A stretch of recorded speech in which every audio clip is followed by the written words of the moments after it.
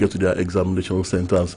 And then, of course, the risk and the hazards to some students actually were involved in an accident and they died while moving through that long distance. Well, that is very pathetic. But then, Bimbo, well, my opinion here, a student that is well prepared for an examination, the distance and the timing, it does not matter, Bimbo. Yes. If you are prepared for the examination, if you are a serious student. But it depends on the student. That is it. You will still pass your exams despite any stress that they might put you through. So, I don't know. That particular aspect, well, me, I want to knock it off. Like I said, my opinion here. I just believe that, students, like that 6 o'clock, 6:30 aspect, I don't really believe in it. Yes, the hazards, yes, the difficulty in getting it, yes. But then that doesn't affect what is in your brain. That shouldn't be a reason to fail the exam. That's the point I'm making. But different kinds of different categories of students. Those who are well-to-do, that their parents will take them in the car and just drive them down to the location very far, and those who struggle with public transport to get there. Yes. What do you think about that too? In those days when they have examination, even going to school daily, quite an equivalent task. How many schools did we have in those days? I know those days are gone. I know we can't compare that time with now. But just to tell you that in those days they have to, even their regular school beats, they have to travel long distances. Now when they now have examinations too, I'm not saying what Jambi is right, Bimbo. What I'm just saying is that even if we have this kind of oddity, it shouldn't be enough reason, enough excuse for you to say that is what made me to fail my exams. Yes, sir. Oh, really? Yes, because the factor of the teachers too, like you said, the teachers and all those things that they ought to do and they do not do for the students. And let me just, I remember that when we did JAM that time it was 9 o'clock, a one day assignment, the good old days. Yes. The Joint Admissions and Matriculation Board JAMB has engaged a number of experts to look into the significant volume of unusual complaints following the release of the 2025 Unified Tertiary Matriculation Examination UTM results Friday. Public Communications Advisor of JAMB, Dr. Fabian Benjamin, in a statement made available to newsmen on Monday, said, in response, the board is fast forwarding its annual system review, a comprehensive post-mortem of the examination process that is conducted each year, months after the exercise. Yes, that is a fallout of what has happened to students, the results, and the JAMB in the whole. Yes. But away from JAMB now, I'm talking politics. This morning, now the FCT Minister, Wike, former governor of Rivers State, it says here, Wike wants PDP over zoning of 27 presidential ticket. Oh, here we go again, Bimbo. And he also says his successor and estranged political godson, similarly Fubara, visited him with 2 APC governors. Well, that was a peace meeting, a peace overture by Mr. Fubara, the suspended governor of Rivers State, and strangely, he went visiting with APC governors, not PDP governors, not governors from his own political party. Yes, sir. Well, on the 27 presidential ticket, well, let's hear what Mr. Wike is saying. Minister of the Federal Capital Territory, FCT, Nyesom Wike, on Monday warned the opposition People's Democratic Party, PDP, against zoning its presidential ticket to the northern part of the country. That was the bone of contention during the last general elections, presidential elections, and where Mr. Wike said that he would help his party to lose, and they did just that, this matter of zoning to the northern part of the country. And then, I don't know, maybe we're on the road to another G5 now, if the party does not listen to Mr. Wike. Besides, the former Rivers State governor identified selfish interest as a problem that may kill the PDP and eventually make the party lose elections in 2027. Here we go again, Bimbo.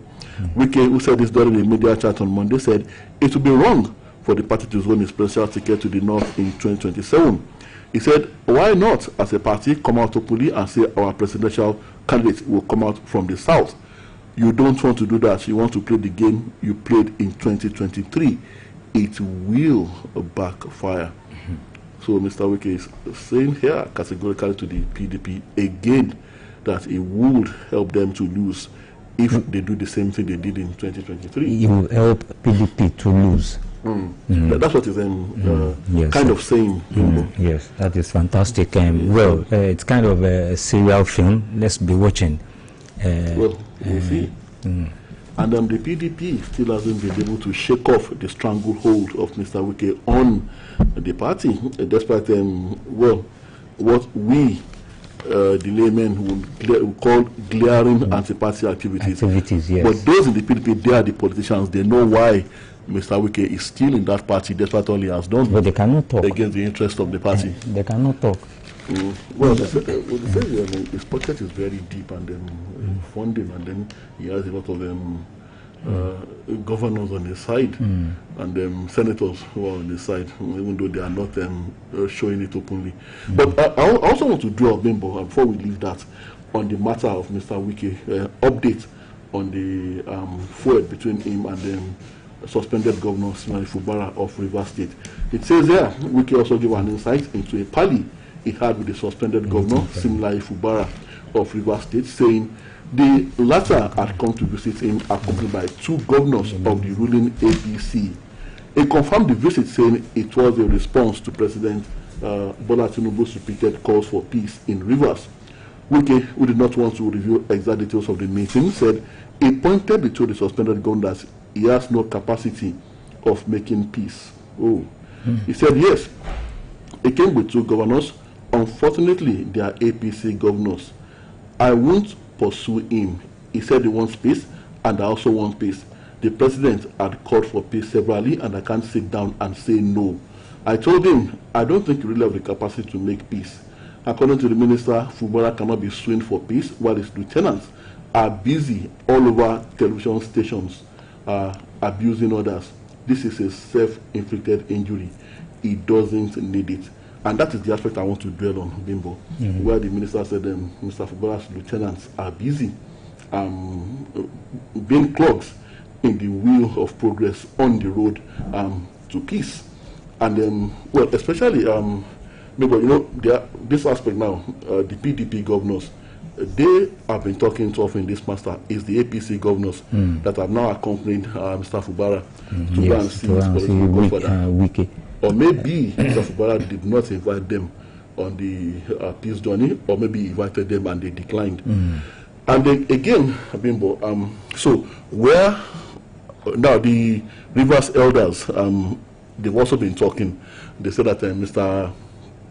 Fubara's visit to his political godfather is a sacrifice made in the interest of peace in Rivers State. They said it's a sacrifice on the part of Mr. Fubara. But I wonder, Bimbo, where were the Rivers elders in all this while? Yes. I mean, for me, it's strange that, and I'm sure it must be disheartening for the people of Rivers State that the thawing of the ice in the state's political crisis, especially in the Wike Fubara face-off, was achieved by outsiders. While the elders in Rivers State were busy taking sides and making statements to further fuel the fires of discord. So now it's convenient for them to say Mr. Fubara's visit to his predecessor and godfather was a sacrifice, meaning it was something he ordinarily shouldn't have done if the decision were to be left to these elders.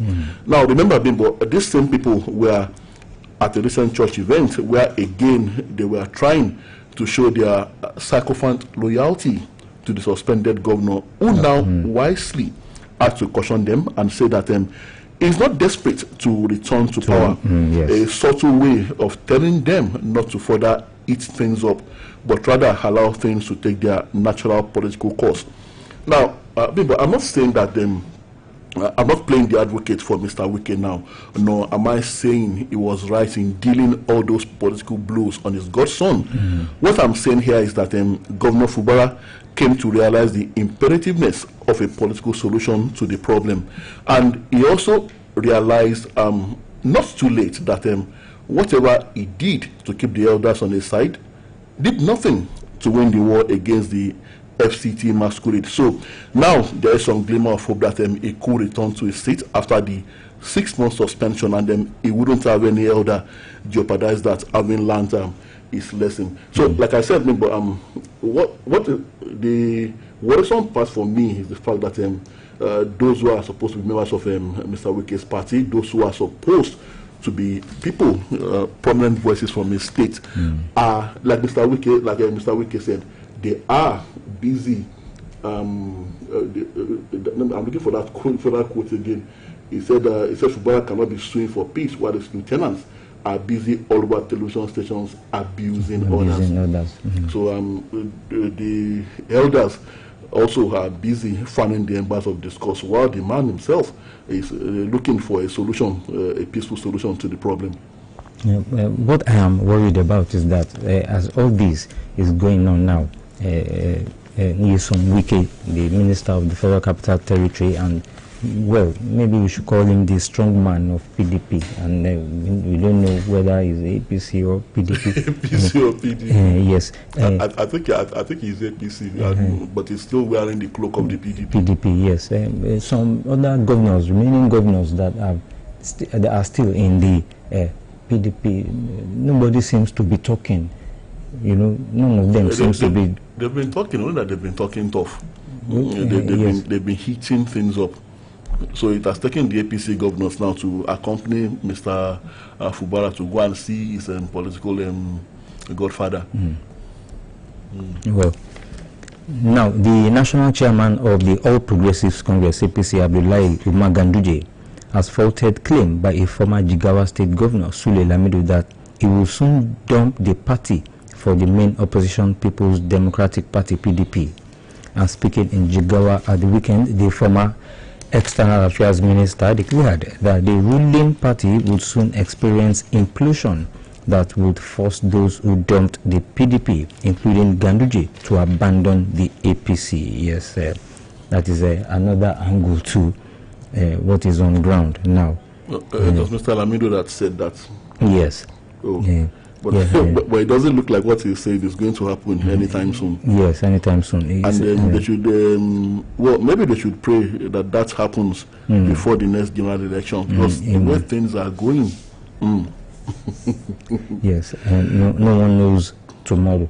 Although ultimately, like I always say, it is the Nigerian masses that will decide, but politically, the PDP, the main opposition, and the other political parties do not seem to realize what a problem they have on their hands. And you know, Ganduje is now predicting that the PDP will go into extinction by the end of 2025, based on the internal squabbles in the party. Let's wait and see. Well, it also says there, Ganduje to Lamido, you will soon join us. Says APC doors still open to defectors. Yes, part of what I said, Ganduje told Lamido that he will soon join them. And I wonder, oh, really? Tinubu swears in ANEC commissioners, CCB board members as Yakubu pushes for electoral reforms. Well, talking about electoral reforms, Bimbo, I don't know what manner of reforms, but I'm looking forward to seeing a reform that would tackle the menace of vote buying. Yes. To some extent, we seem to have overcome the problem of thuggery and violence, in elections, because ballot snatching. Ballot box snatching. No, ANEC did a smart one there by coming up with a system whereby you cancel the results in areas where violence has been recorded and proven to have occurred. But then, what we are majorly, I believe, what we are battling with majorly now in the electoral process is the issue of voter inducement, vote buying. So I look forward to seeing electoral reforms that will tackle this. Like I said, I don't know how. I don't know which manner of electoral reforms would effectively tackle this. But then we have very brilliant minds, very smart people who will be able to know what to do when it comes to tackling voter inducement. So it says there, the ANEC boss, Mahmoud Yakubu, is pushing for further electoral reforms. Well, that issue of vote buying, like you said, I don't really know how that one will be tackled, because it all boils down to poverty. Yes. As long as people are hungry.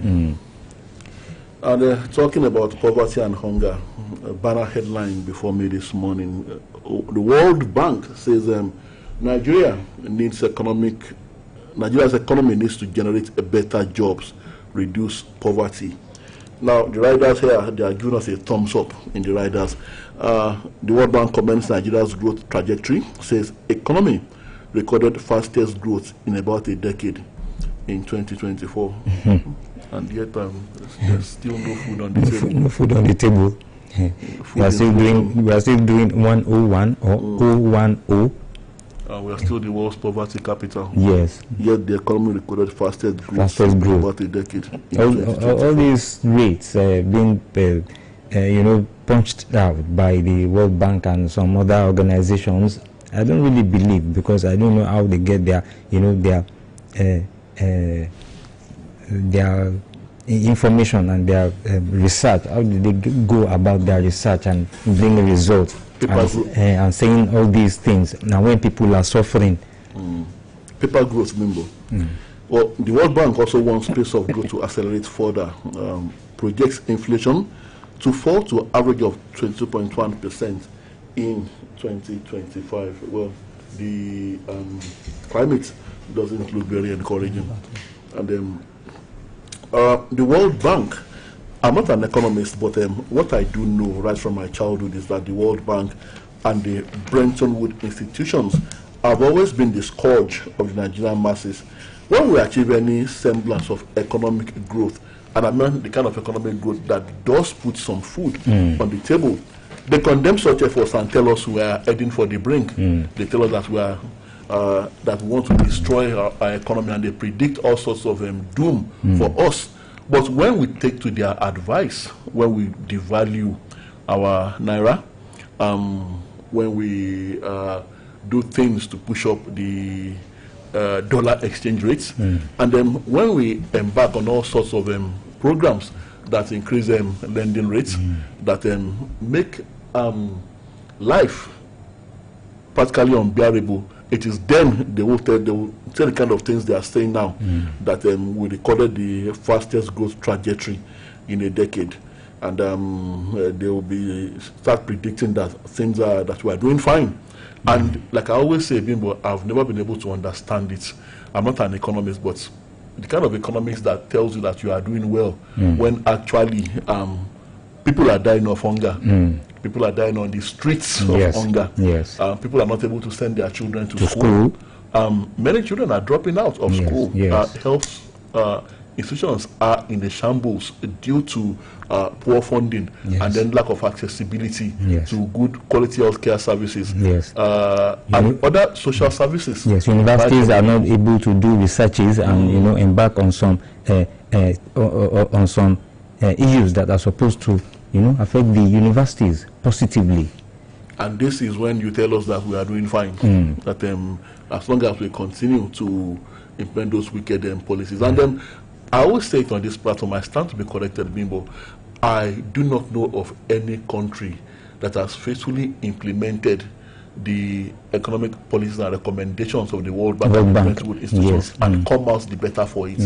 It is actually those countries that have rejected them. And embarked on their own policies. And of course, some of them have been, improving, on their economies. And sometimes leaders that stand up to them, I mean, especially African leaders that stand up to them, they have a way of organizing the removal of these leaders.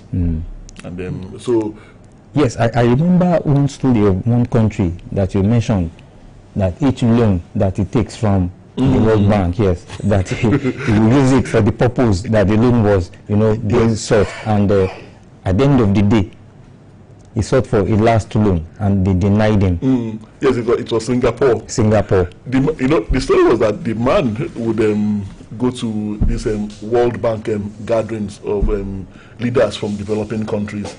This World Bank organized gatherings at that time. He would go, he would fly economy class. He would go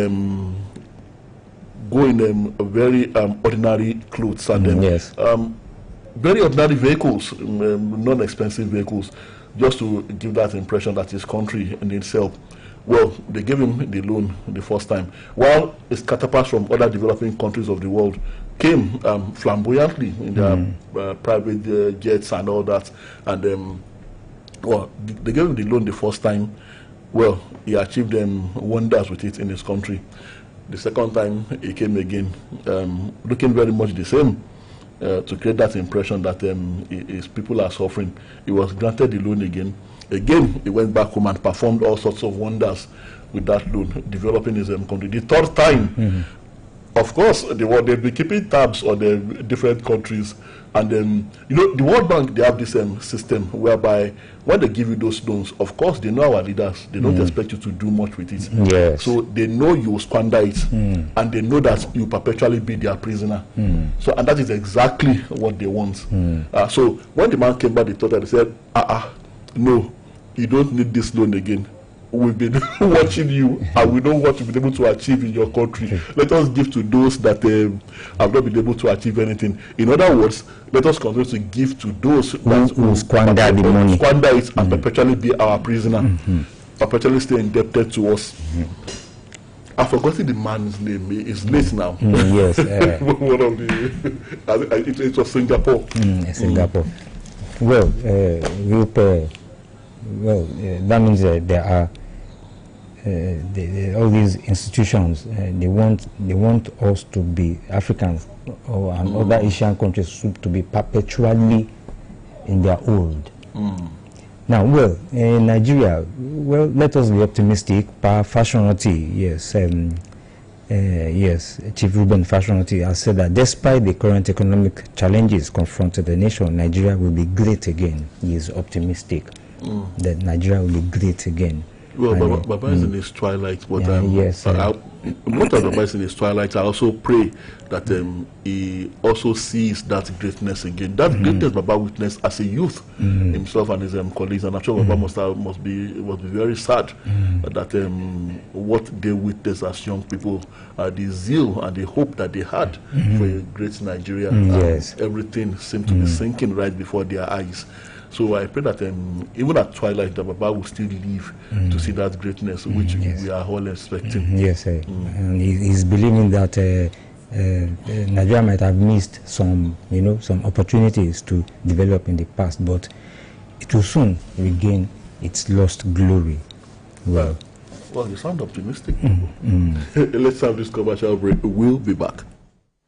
The future belongs to the dreamers, the doers, to those who are not afraid to explore endless opportunities. No matter what your dreams are, you can achieve it. And Top Tea will be with you every step of the way. Start your day with a flavorful cup of Top Tea. You are made for more. Find your inspiration. Top Tea, big round bags of flavor.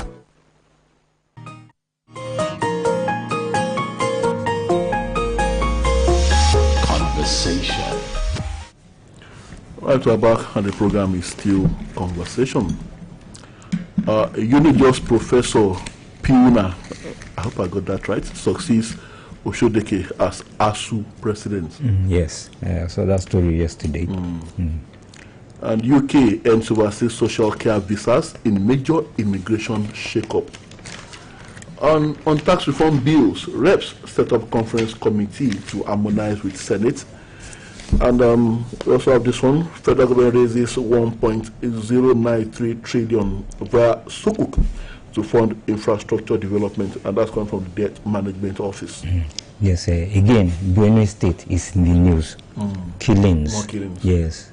Gunmen killed 7 in renewed attacks in Benue, barely 48 hours after suspected herdsmen launched attacks on 4 local government areas in Benue State and killed 23 people. Hoodlums on Monday killed another 7 in separate attacks in 2 local government areas. It was gathered that the 7 victims were killed during attacks on Buruku Community Highway area along Makrodi Naka in Gua West local government area. A native of Buruku who did not want to be named added that the others launched another attack on Mbakundu Community in Mbaya Council Ward in the early hours of Monday.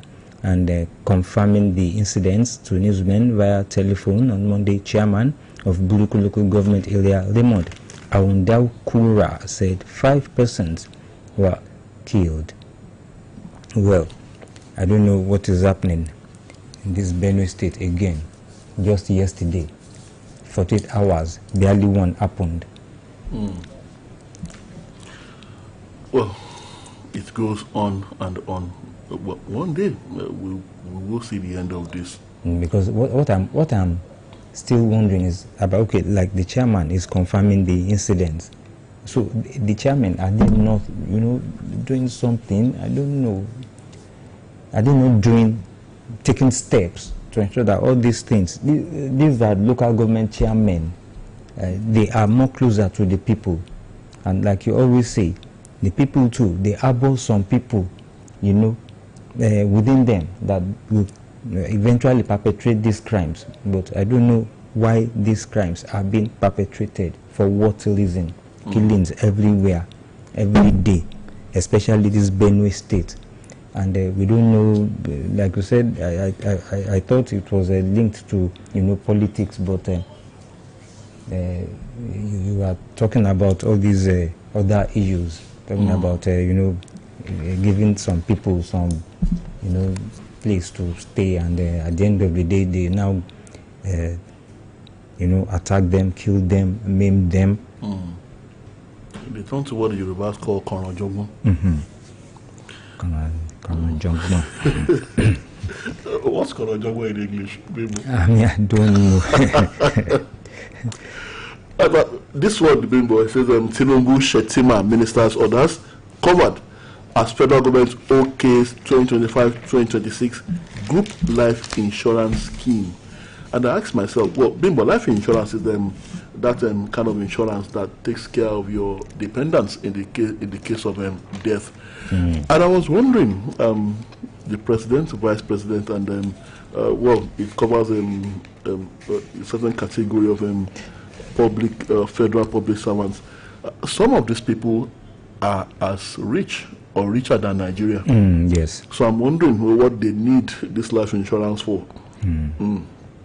Well, maybe the public servants, well, maybe, but then some of these political office holders, people, the president and his number 2, the ministers, like I said, some of them are richer than this country. Yes. So I'm just wondering on a lighter note, so what exactly they did life insurance for. When they die, their dependents are covered. Yes. God forbid that they die now. We don't pray for their deaths, of course. But then, and then we also have this one. Federal government launches Medipool to slash cost of medicines, boost local manufacturing. Well, I hope this one will work this time around, because there was an initiative before now, yes. not too long ago, very recently, where the federal government planned to bring down the cost of medicines. It did not work. It did not work. Yes. It says the Federal Executive Council, FEC, on Monday approved a groundbreaking initiative aimed at reducing the high cost of medicines and improving access to essential healthcare products across Nigeria as part of a broader presidential effort to reform the country's health system. Now, a briefing correspondence after the FEC meeting presided over by President Bola Tinubu at the Villa, Coordinating Minister of Health and Social Welfare, Professor Ali Pate, announced the formal approval of Medipool, a group purchasing organization designed to leverage the federal government's buying power to negotiate lower prices for pharmaceuticals and healthcare products.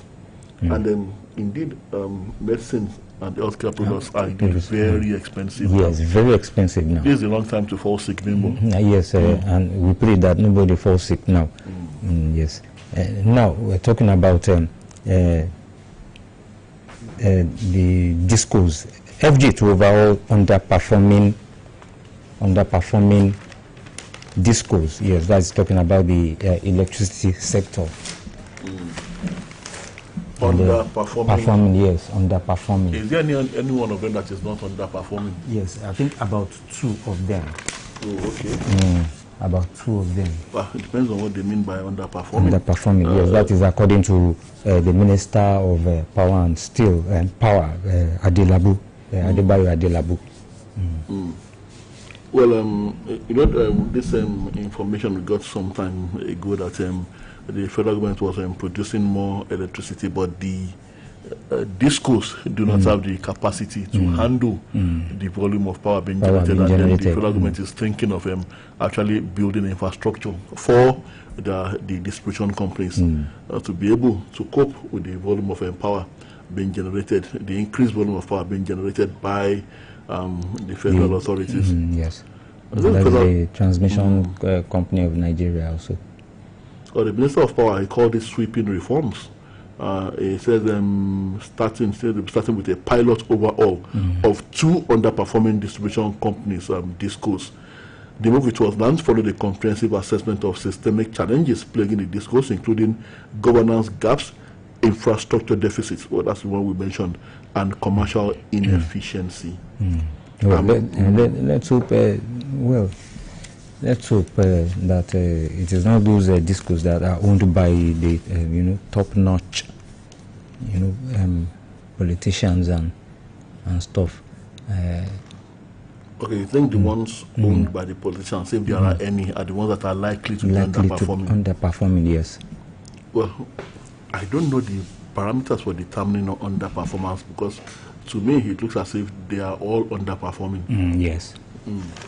Like, well, let me just talk again, because I know we are on the bandless level in my area. Yeah. All right. Let's open the phone lines. Yes, 00055009850 or 07055551985. Hello, good morning. Hello, good morning. Hello, good morning. Oh dear. Hello. Hello, good morning. Oh, please do well to call us back since we have some network issues there. 080-5500-9850. Hello, good morning. Hello, good morning. Radio set. This is Ojo Michael calling from Bloomington. Yes. How are you, Mr. Ojo Michael? Yes, sir. On the issue of Mr. Wiki, I said yesterday that I don't see him as a friend of PDP this time around. So, if they like, they should put their house in order. To me, Mr. Wiki, I don't know, you lose the language there. Even if you can get back to PDP now, if they are not clear, for me, it might destroy PDP totally. Because it's not PDP. God bless you. Happy nice day at work. Thank you very much. Thank you, Mr. Ojo Michael. Well, in the meantime, former Senate President Adolphus Wabara has declared a PDP revival as a Board of Trustees inaugurates new members. Adolphus Wabara. Hello, good morning. Hello, good morning, Mr. Tola, Mr. Bimbo. Good morning, sir. Good morning. Good morning, Mr. John. John calling from Ilori. Good to have you. Back to the issue of JAMB. This issue is so important because these are our children, our future. If we find time to talk about it for a week or two, there is no harm in it. I was supposed to be going to my farm yesterday, but I choose to go to JAMB office. I find out that 0.5% only passed. Wow. And over 500,000 could not even start for the exam because as at 9 o'clock they were still looking for their centers. Oh, yes, like you rightly said, the blame should go across board, like I said yesterday. Our children are not learning again. 2, the parents don't have time for the children due to hardship. Some will leave very early and return very late at night and don't even listen to the children or check what they have been doing while they return from school. This is hardship caused by the government, but it's not an excuse not to take good care of our children. Thirdly, the teachers themselves, most of them being employed by government. Some of them cannot even pass this exam called JAMB because employment has become man no man. In those days, you become a teacher by merit. Tell me one job that people get by merit now. It is man no man. There are teachers that cannot even speak good English like I am doing. I am not saying I'm a teacher, but a teacher should be able to express himself. I am a farmer. I am not a teacher. So, what are the level of those teachers? IQ. That is what we should think about. Lastly, I said, even this teacher cannot operate, some of them cannot operate computer because the government itself did not provide one for school. I doubt it. If you can go to 10 school and you meet 1 or 2 computer, I doubt it. Government also should play their part by creating an enabling environment. Go to some schools. The children are jam packed in one class, whereby even the desk they sit on is worrisome. Well, jump on their own path. There is nothing wrong in making those children to sit for their exam by 9 or 10 o'clock. They are not going to war front. And 2, for children who is living in Ogbomoso to come down to Ibadan for examination, I don't see anything good in that. The situation of the country does not is becoming difficult financially. They should help these children. The government has turned their parents to a beggar. We should not start making those children to feel they regret being born in Nigeria. Ogbomoso is big enough to have a center in Ogbomoso where a child will do his exam. Let those who are in Ibadan, you can take them to a little bit far place to do their exam. That is my point.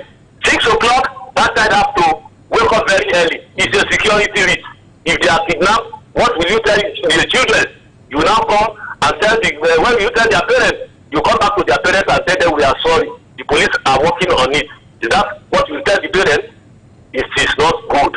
Jam, I know you discovered that you have made some mistake. I spoke with Prof himself, and today now he's saying that he will raise a committee. If you are raising a committee, it shows that yes, you accept that there is a fault on your side. The fault comes all abroad, and everybody is guilty. But Jam, you are the most guilty. Good morning. Enjoy your day, sir. Well, thank you. Yes, thank you very much. Mr. John. Valid points, yes. Yes. Well, hello, good morning. Hello, sir. Good morning. Good morning. Yes, I'm Abayabi Fabumi from the Leafs. Good to have you, sir. Mr. Tola Teriba, welcome back. Yeah, thank you. I always enjoy you as the anchor of this program. Thank you. Now, I want to commend you on the analysis you have made on these imperialist control of countries, particularly the third world countries. That's exactly what is happening. And this government we have in Nigeria now is just the typical government they want in place. I commend you highly for it, sir. Yeah, thank you, sir. Now, I just want to comment briefly on this JAMB issue. And I want to disagree a bit with you, sir, on the fact that these students, they worry so much before they get their centers and they go far distances, cannot affect their performance. It can. I've had so many exams as I'm speaking with you, I have 4 degrees. If you are not settled down by the time you are writing exams, you cannot be gathered. And you probably may not even know what to write for the first 30 minutes of that exam. And the time will be going. It's not encouraging at all. You have to write an exam in a conducive environment. Your brain settled down and you are not worried so as to perform very well in an exams. I told you, if I tell you the number of exams I've written in my life, you shall cry. So that's my conclusion for this. I wish you a good day, sir. All right, thank you. Thank you very much. All the way from Ile-Ife. 080-5500-9850, 070-5555-1985. Hello, good morning. Good morning, Tola. Good morning. Good morning, Bimbo. Good morning, sir. Peace of God be to both of you in Jesus' name. Amen. Peace of God be to you too. I did that do from Okeo. Good to have you, sir. As person of his dream is that Nigeria will be great again. I say amen, amen, and a big amen. Actually, there is nothing hindering the greatness of Nigeria other than corruption. I will still say it today. Well, that is the truth, and nothing can be done against the truth, but for the truth. It is like a recurring decimal. We are telling the same story day in, day out. Once we get rid of corruption in this country, we'll get rid of all problems facing our country, ranging from insecurity down to economic woes. Tola is talking about some individual Nigerians being richer than Nigeria. It's a gospel truth. It is a known fact, and no out of doubt about it. May I cancel such people, those capitalists, the rich people, where some successfully rich Nigerians, when many Nigerian masses are suffering, are dying of hunger. I want to counsel them that they should learn from one of the richest men all over the world, Bill Gates, who has recently decided to part away with much of his wealth because he doesn't want to die a rich person. Can you just think about that? Is it because we are black in color that we are black in character? What is wrong with us? George, I pray again, save Nigeria. Thank you. I did that from Okeo. Thank you, Baba. Baba Didayo. 0055009850. Hello, good morning. Good morning, sir. Good morning. Good morning. This is Akambi Adwayo from Ewo. Good to have God you, bless sir. you. Wiki versus PDP. Let me give you a simple analogy. In this country, there used to be a renowned medical doctor from the western part of this country. I will not want to mention it. Okay. This man is an activist when he was alive. He was a chain smoker, smoking cigarettes. The doctor advised him to stop it before the cigarette stopped his life. But he said the friendship he has entered into with the cigarette has been a long time, and he cannot part with cigarette smoking. Eventually he died. That is it. When you see somebody doing something very inimical to his health, and you are warning him, and he insisted, well, you want to die. That is the PDP. We should be done away with from the PDP. That is the issue of building a team around a player. When you see a team, a football team that was built around a player, that team will not go far. Because now somebody feels very important when something important is attached to him. I'm not a prophet though. I'm only a pastor, but I know this time around PDP will die. And it will go down. The Bible says, unless a seed fall to the ground and die, new life will not come. Until PDP goes down entirely, then there won't be any new thing. See, we can now, you see a PDP man or a APC man, and you see him fight, they are worshiping him in the APC. So also, we will worshiping him in PDP. How would that? God will bless you. I learned that the PDP are now meeting. As a Rogma like Kiaja, when the little is a lot of the Bama. It's too late. They will die. That party will die. God bless you. That's then. Well, I think we still have the factor of the people, yes, Nigerian people to decide the fate of the PDP, just like they would decide the fate of every other political party. Yes. And as for Mr. Wike, well, maybe one could also look at some of his grouses with his own political party. Yes. His major grouse is that the party has not been fair to other geopolitical zones of the country. Yes. He's saying that the party seems to be favoring the north more than other zones of the country, and which was what was responsible for the emergence of the G5 during the last general elections, the presidential elections precisely. Yes, Baba, you will not say any party will die. You just say that God will just assist them, to bring down their, give them the hope that they will, rise again. Any party can have problems. And yes, hello, good morning. Hello, good morning. Good morning. Good morning, Alaji. This is Alaji Ayulabu, calling from Langata. In fact, that is what I want to analyze. People are saying that it's wicked that it is destroying the party, PDP. It is not wicked. It is Atiku, another apology. You see, when you are only, or let me say, when there is a constitution for the party, and you fail to support or to follow that constitution, that will be the result. Now, some of the presidential candidates is from the north. And simple analogy, they demanded for the chairman of the party to come to the south. And 5 governors are moving away from the party, and you are seeing there's nothing. So that is the genesis of the problem with PDP. And like somebody said, you can't say that one party can die. God can revive it, people can revive it. But it's a lesson to all parties. When I heard that we could get permission from the party before we took that appointment, if that should be the case, so why are you blaming Wiki? So it is as a result of nonchalant attitude of the party leaders at that time that they refused to give the South chairman.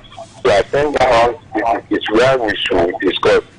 Now, about the security situation. So I want to believe that those in power, they won't leave any stone unturned. But one thing that give me is that is driving my mind is that in the northeast, you can't differentiate between the Hausa that come from Butajalon or Ghana. So there's no way you can differentiate between them. If somebody calls himself Yoruba, he will identify that it's from Ekiti or from any other part of the Yoruba. And that is giving problems. Most of the foreigners, non-Hausa, non-Nigeria Hausas, they are coming to the country without anybody stopping them. And that's the lack of the problem there. Yes. Thank you, Alaji Alabogo from Langata. Thank you very much, sir. Thank you for your contribution.